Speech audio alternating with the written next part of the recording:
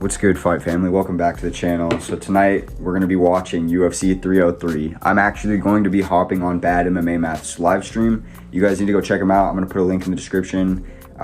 He's one of my favorite MMA YouTubers, barring anybody. The dude deserves way more subscribers than he gets, so please go check out his stream. Hopefully I'm going to be on there with a camera on, you know, talking it up with him.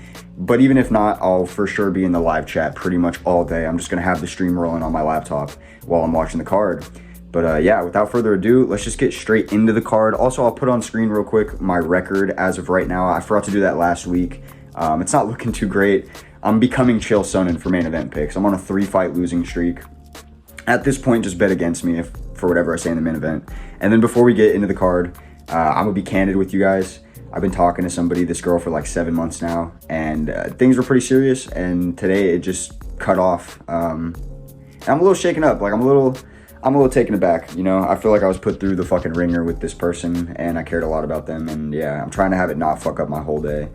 But yeah, I guess I just need to dive into the MMA world with my boys. So let's just talk about these fights. First fight of the night, Ricky Simón versus Vinicius Oliveira. This is a hard one to call. Vinicius Oliveira is off of his crazy debut. You know, he's losing 2 rounds to Sopaj. I think it was another like undefeated prospect in himself. And then he comes out and scissor knees the kid up against the cage. Flying scissor knee, beautiful shot. And he's taking on Ricky Simón, who's coming off of that main event loss to Song Yadong, which I believe was like at the end of last year. That was a decent fight. Ricky just looked outgunned. He looked too slow. And I am nervous about that in this matchup. I could see Vinicius being a lot more lethal on the feet or just landing things that catch Ricky off guard. But I can also see Ricky having neutralizing wrestling. I could see Ricky being able to hold Vinicius on his back and dominate the positional control and win a really safe decision. I could see that. This is honestly a coin flip to me. I feel like if you think Vinicius is going to win, you think he's going to pull off a finish at some point. If you think Ricky's going to win, you think that he's going to be the better man for, you know, the longer duration. So I'm going to be siding with Ricky Simón. I know this is maybe a risky pick, fuck, sorry. But I got to side with Ricky Simón. You know, he's been around for a long time. He's really proven. And I think the Song Yadong matchup was just, you know, a bad style matchup. Moving on up the card, Carlos Hernandez taking on Ray Seguria.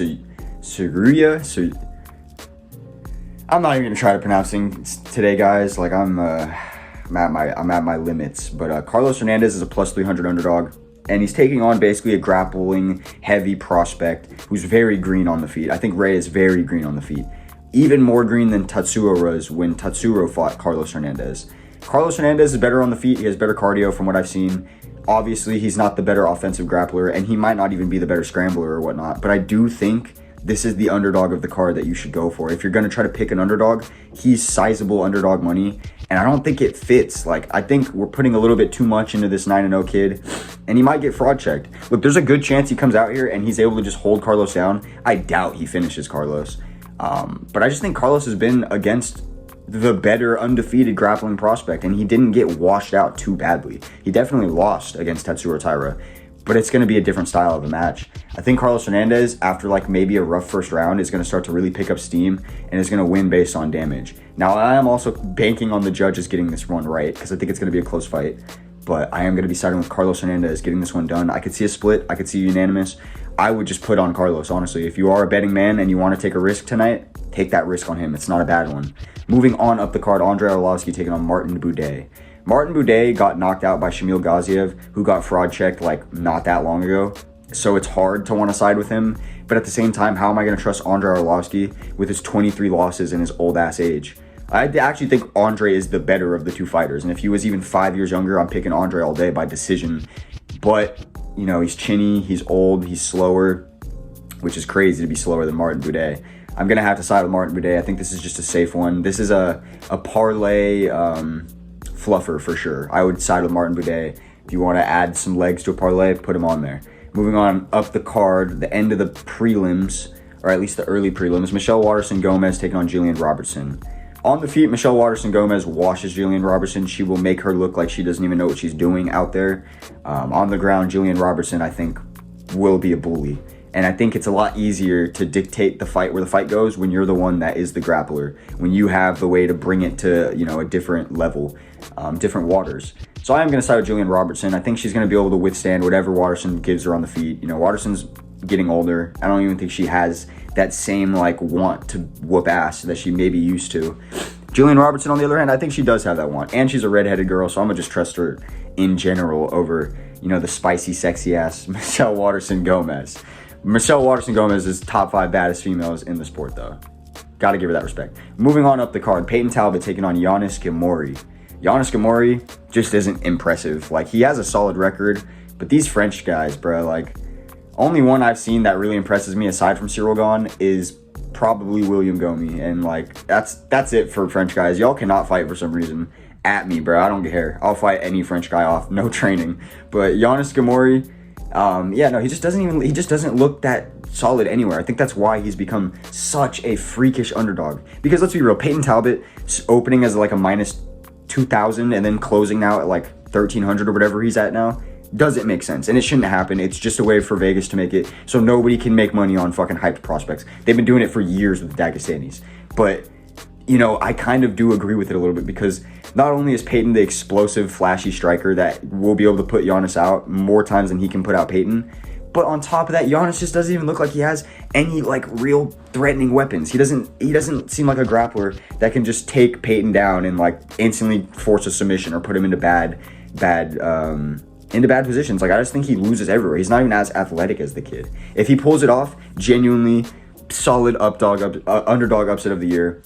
If he can't, we're all just going to be like, yeah, shocker. If you are going to prop this, I would prop Peyton by a finish or like under rounds. I wouldn't specify the finish because the dude goes for chokes. So, yeah, pick your poison there. But I do think he'll get it done by a finish. Moving on up the card, Charles Jourdain taking on Gene Silva. Jourdain's a fan favorite. Such a beast of a dude. It pains me to see that he has 7 losses on his record now. Gene Silva, there's a lot of X factors with this because this guy's clearly explosive. He has good power. He got that win over Weston Wilson, which I thought was just a free win. But now we know Weston Wilson isn't just a joke. He actually can fight. So Gene Silva, you know, maybe this guy's really fucking good. Maybe he's not. Maybe Charles Jourdain fraud checks this man right now and shows that, you know, he's going to have to take some work to become a hype prospect. I don't know. I would like to believe that Charles Jourdain can get this one done because that's my dog. I want to side with Charles Jourdain. I have a weird feeling that Gene Silva is going to be landing heavier in all of the exchanges. But like Charles Jourdain has the grappling, he has the pace and pressure, he has the experience. Oh. This is such a tough one to call, and I don't even know who the underdog is. I'm going to side with Charles Jourdain. I imagine he's like a slight underdog. I'm going to side with my boy Charles to get this one done. Let's go, Charles. Moving on up the card, Cub Swanson taking on Andre Fili. I don't even want to watch this fight because I don't want either of these guys to lose. Cub Swanson is one of the first fighters I ever found myself being a fan of since way back in the day when I first started getting into fighting. Like, even before I started to really watch this sport and like really absorb it, because I'd say that started in like late 2017, early 2018. Way before that, I knew about Cub Swanson. Like, he's just one of the few fighters, him and Frankie Edgar, that I always have been a fan of. And with Andre Fili, I've grown up right next to Sacramento. I've always been a fan of Team Alpha Male. I've always been a fan of just the smaller weight class guys because that's the weight class I fit into. And I like seeing the work they put in. Andre Fili is a hell of a fighter. He's always there to make it exciting. He either gets the cool knockout, flashy finishes, or he gets finished. Like, he falls on his shield, and I respect that. He lives by the sword, dies by the sword. This is a hard fight to call because I actually do just think that Cub Swanson is more crisp and technical. I think he's the better fighter. I just think Andre Fili is, you know, he's rangier and he's a bit younger, so that's hard. It's hard with these variables. Either way, this is a fight for the fans. This is one of those fights where, like, they're going to be hugging and smiling in the cage after while they're, like, bleeding all over each other. Like, this is two warriors going at it, and they have damn near the same record, low-key. Like, Swanson has a couple more wins and 2 more losses, but, like, it looks close enough. I'm going to side with Andre Fili. I've got to side with my boy. Although I love Cub, and I actually do kind of feel like he gets this one done by a close split decision. I'm going to go with Andre Fili. I don't know, maybe just his youth will play a big factor in this. Moving on up the card, Joe Pyfer taking on Marc-Andre Barriault. This is a Joe Pyfer special waiting to happen. I think Joe Pyfer is going to knock Marc-Andre Barriault out in the first round. I think he's going to come out here. Marc-Andre's going to try to clinch him and slow the fight down and, like, bring it up against the cage, land those little, like, pop shots, little elbows over the top. He's going to be doing all that, but I think Joe Pyfer, too explosive, and he's going to be too locked in. Like, I know this guy wants to make a statement. He wants to re-impress Dana White after that lackluster main event. He needs to show that he belongs to the top at 185. Because let's be real, bro, 185 is so, like, it's decent. It's decent at the top, right? Like, you got this sex appeal in Rob Whittaker, right? And Sean. And then it just fucking plummets after, like, the 8th ranking. And it's just cans. It's all cans outside of, like, the top 10. It's crazy. You're like the top 8. Joe Pyfer needs to show that he's not one of them. I think this is a good layup fight for him to show that. Yeah, should be easy. It's going to be the prelim headliner, solid prelim headliner. Now let's talk about the fights that matter. The fights that you guys came to this video for. You didn't need to hear this 10 minutes of me ranting. You want to hear about these fights. Ian Machado Gary, the Cuck himself, taking on Michael Venom Page. And for people in my comments that bitch about me, you know, hating on Ian Gary, dude, for one, I don't hate on fucking anybody really. So like, let me get my one person to go at. But for two, this dude deserves it. He turned off all of his comments and mentions on Instagram and on his socials once he was getting called out for a realistic thing. The way he handled everything about that, just so disappointing. And I was a big fan of his. Like, I actually thought he was a solid second Irishman in the sport that was making waves. I had no reason to hate on the kid, but he's only given me reasons to. And the fact that he tried to not fight Michael Venom Page and try to dismiss him like he would just get whooped by Kevin Holland, it's just weird. It kind of seems like cope. It seems like he doesn't want to fight him. I don't know. That's just how I take it. Maybe I'm reading into it wrong. But I think Michael Venom Page can actually make this fight look easy. I've picked Ian Gary in every single fight he's had in the UFC. Every single fight he's had on my channel, I've ridden with him. But I think Michael Venom Page, he's at he's a bit older. He's out of his prime for sure, but I think he's a lot more seasoned, and I think his style actually is going to show to work quite well against Ian Gary. Now, the leg kicks aren't going to be there as easy for either of these fighters because they're both quick and agile and they're rangy, and they play that poke and prod game really well. I just think Michael Venom Page does it better, and the way he explodes into things, he's got to catch Ian Gary at some point. And I know Ian Gary's chin isn't like Kevin Holland's. I know it's not. I watched him almost get flatlined by Song Kanan. So I think Michael Venom Page is going to time something explosive and will TKO Ian Gary. I can also see a really close split decision. I think this fight only goes one of two ways. One of them smokes the other one, or they have a tit for tat type of fight that might be a little bit boring. But yeah, I'm going to be siding with Michael Venom Page, and honestly, he brings like a different level of excitement that we haven't felt in the sport in a minute. I feel like only a couple of fighters bring this type of vibe, and he's one of them, and I want that to keep going.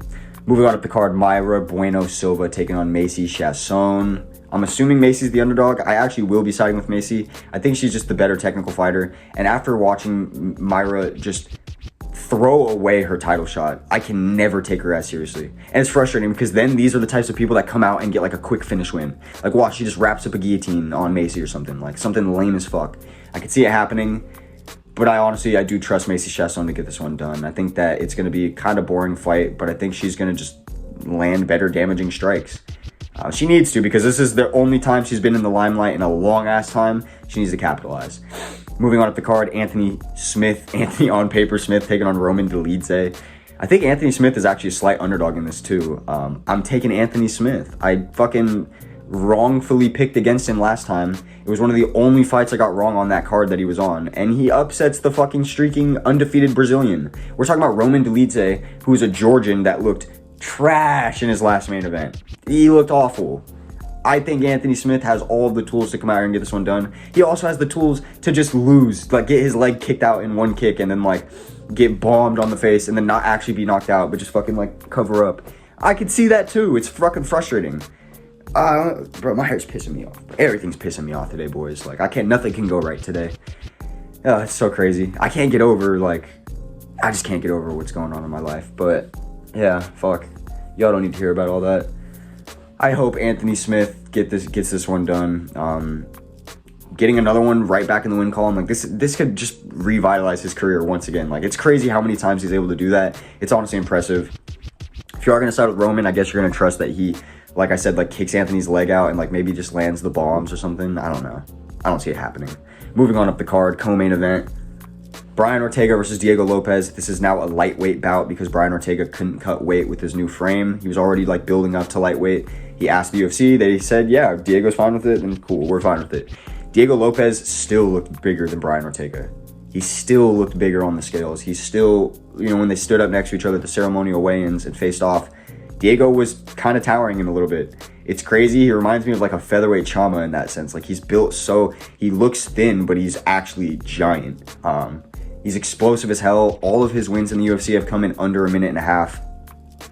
I don't know, man. It's just, I made a video about this earlier in the week. You can check it out if you want. I said Brian Ortega has a chance to steal Diego Lopez's hype here, and he does. He really does, but I think this is just too much coming at him. If Brian Ortega can get this one done emphatically, dude, give him the next title shot. I don't give a fuck, because I love T-City. Like, I rock with this man. But honestly, I think going up to 155 is good for him. I think this is going to be his last, like, rough fight at 45. I think Diego Lopez is here to take the belt in this division, or at least challenge it, you know, at least be up in that top with Max Holloway and Ilya. And we can finally have some, or Volk even, you know, like we can finally have some new names in that mix. We just recently got Ilya. I really think Diego Lopez is the real deal. His jiu-jitsu is insane. He wants to take your head off. Like, you don't see too many fighters like that, you know? So I appreciate the hell out of it when I do. I'm going to side with Diego Lopez getting this one done. And then we have our main event of the night. Shama. Alex Pereira taking on Yuri Procházka 2. Spiritual warfare in this one, bro. Like, Yuri Procházka is now awakening the masses to the idea of black magic and whatnot. I don't know. It's crazy to me. Like, I know a lot of you guys are open-minded, and a lot of you have already known about these things, or like never just dismiss them because you're not a closed-minded person. I've always understood like black magic. I've always known that black magic goes in sports, especially, you know, games like football, basketball. Like, you'd be surprised. I didn't really realize that it obviously can also play a factor in combat sports. And what's so fascinating is every time Yuri has called out these things and asked Alex to just have a clean fight, ritual wise or like spell wise with him, Alex acknowledges that it's true. He doesn't deny it. He just says, if you don't want to do that, that's on you. I accept like who I am. I understand my spirit.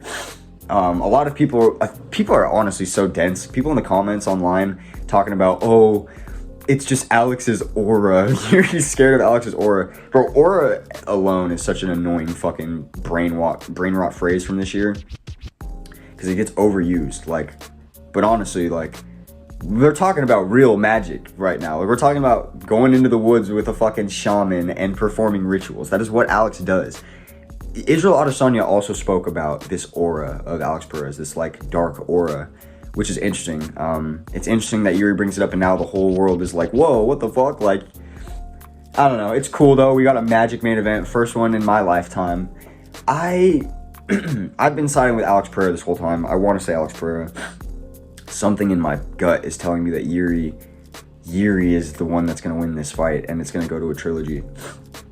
Honestly, bet against me, like pick Chama, because my main event picks have been just horrible lately. But I do truly feel that Yuri Procházka is going to be able to get this one done. He had solid moments in the first fight. You know, he got the takedown. He was landing shots against Alex up against the cage. He just stayed up and close in the pocket for too long, and he gave Alex a chance to just blast him, and that wasn't, you know, obviously wasn't smart. I think Yuri Procházka is just the more ready, more like, Alex is a warrior, but he's been traveling. He's been enjoying his win from UFC 300, rightfully so. Yuri Procházka has been in a fucking dark room, you know, meditating, and I don't even know what else. I don't even want to know, honestly, because that man is on a different level than me, spiritually and physically and everything. Yuri Procházka is just that dude. I don't want to see either of them lose, but I feel like this is a fight that's going to go to trilogy. We're going to see like UFC 309 or some shit headlined by these two, or 310, something like that. Like, maybe these guys are just bound to always fight each other. I don't know. But I'm going to be siding with Yuri Procházka. Sorry that this was a little bit longer of a pick video, and it honestly should have come out sooner. Like I said, I've been dealing with a lot of shit, especially like at home, but then like now with my relationship life, and I don't know, I guess that's changed now because it looks like that's all over. But yeah, is what it is. Check out Bad MMA Math stream, please. Come through to the stream. His community is awesome. Great channel, great guy. I'll catch you guys at the fights.